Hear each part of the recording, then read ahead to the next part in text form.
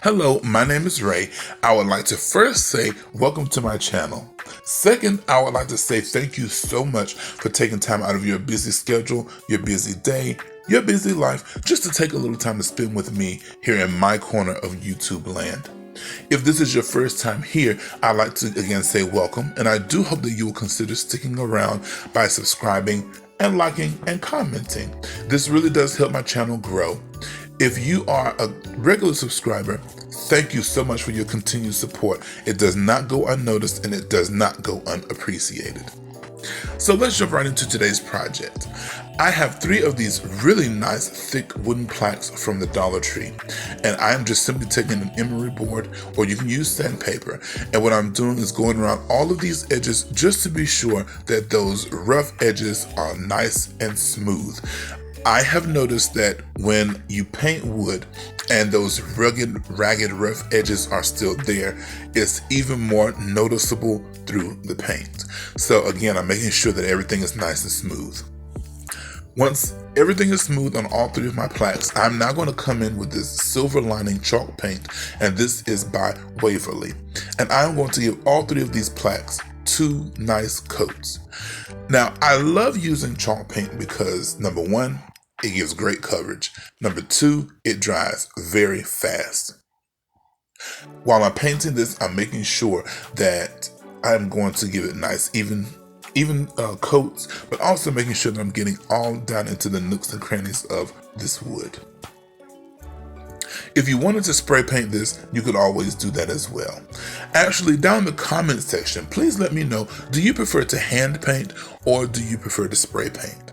And if so, well, hand painting, which is your favorite medium of paints? Is it acrylic or is it chalk paint? Is it homemade chalk paint? Is it oil paint? Let me know in the comment section. So all 3 of these pieces have been double coated and they are all dry. So now I'm going to do a technique which is called dry brushing. And this is exactly what it says, dry brushing with a dry brush. So now I'm going to take my chibi brush from the Dollar Tree. I love these brushes. And I'm going to do this technique which is traditionally or normally done with like white paint or a darker paint to give like a farmhouse effect. Well, I'm going to take this particular technique and use this to give us a nice modern glam look. I'm taking 2 of these different paints. One is a silver metallic and the other is a pearl metallic. And I'm first going to dry brush with my silver metallic.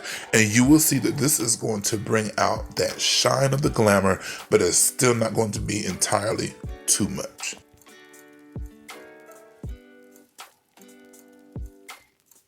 While I am dry brushing, I am focusing on the edges, the round edges, the square edges, because that's what's really going to bring out the definition of these plaques.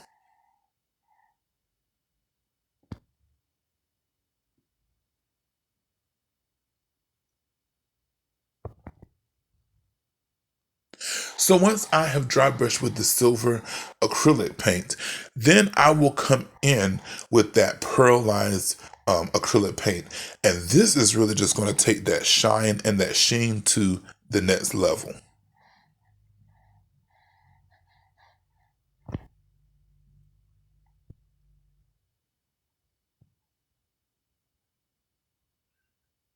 Even with this piece just laying flat on the table, you can still see some of the dimension of those dry brush strokes going across that wood because the light really does pick it up. Now, what I really love about this pearl paint is it is so opaque that it almost gives like a layer of protection, so to speak, over the wood, but at the same time, it gives that really nice, glamorous sheen to the project. And you can really see all of that great dimension. And here you can see the 2 pieces, one that is distressed and one that is not, side by side. Look at how much texture that dry brushing technique gives with those metallic acrylic paints. So now that all 3 pieces have begun to be glamorized, I want to set these aside and I want to show you you guys, these pocket wall hangings that I just found yesterday at the Dollar Tree. I think these are so nice. I think they're so cute. So I picked up 3 of these, and what I'm going to do is just place one line in the middle of this rhinestone trim, and I picked this up from Amazon, or I ordered it from Amazon. It has its own self-adhesive on the back, which is very strong, so I don't feel like I need to add any hot glue to this to make it stay. If you wanted to, you could always use the regular diamond wrap. You could use a line of the acrylic gems. You could use twine, whatever you would like to use. But again, I'm making this glam because that's my taste, because this is going to go in my restroom.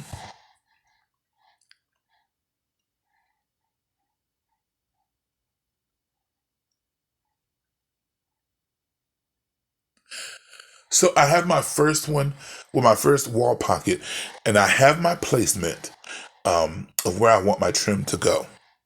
And I'm just taking my time, making sure that it's even on both sides. If you want to take the time to measure, you could always do so. But I'm just eyeballing it. I'm pretty good at doing that. So to make sure that all 3 of these wall pockets have the trim in the same place, I'm just, as you see, I put 2 of them together back to back. And this is how I was able to make sure that that trim was nice and even on all 3 of these pieces. And again, when I'm laying this down, I'm just taking my time, not in a rush, eyeballing this, making sure that it is placed where it needs to be placed. Now, how beautiful are those 3 with that trim on it? Just so nice. So now I'm going to bring back my 3 wooden planks that we have so nicely glamorized. And now I'm going to go ahead and place these pockets, or these wall pockets, on the front of these plaques. So to attach these, I'm going to use a foundation again of my hot glue and my strong adhesive. And my strong adhesive of choice is the Clear Grip Gorilla Glue. Now, when I'm making multiples of projects like this, I do like to I do like to lay down my foundation of strong adhesive first, because I find that it sticks a little bit better when I allow the oxidation process, oxidization, thank you, process to come in and allow that glue to become nice and tacky. So once I have that first foundation, I'm going to come in and bring in my second foundation of hot glue. And then you see, I just place this onto my plaque, and I'll repeat this step on the other 2.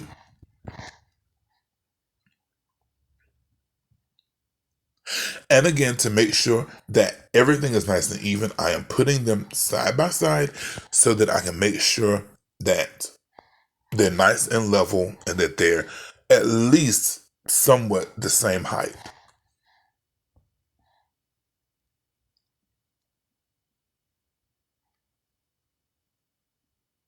I absolutely love how these turned out. They came out better than I thought that they would come out.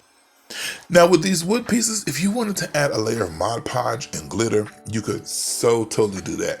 But myself, I didn't want to have too much glitter and shine and make it look gaudy.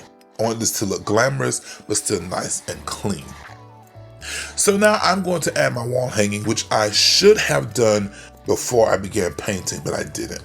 So to add a wall hanging, I just took a piece of wire, I cut it down to the length that I needed, folded it into a U shape, placed some hot glue on either end, and then I just put a piece of wood on the top. So here is what this project looks like, all finished.